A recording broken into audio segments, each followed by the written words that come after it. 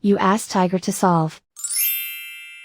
This deals with linear equations with one unknown.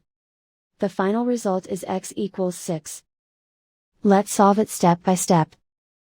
Simplify the expression. Expand the parentheses.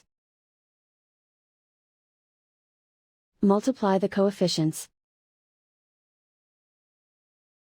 Simplify the arithmetic. Expand the parentheses.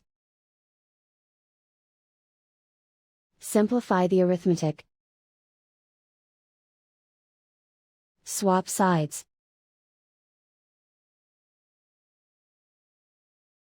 Group all constants on the right side of the equation. Add 9 to both sides. Simplify the arithmetic.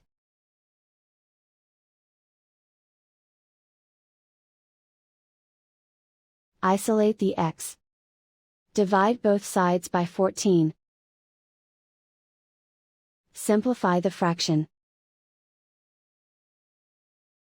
Find the greatest common factor of the numerator and denominator.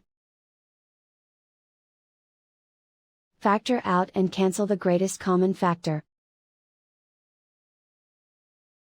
And so the final result is x equals 6.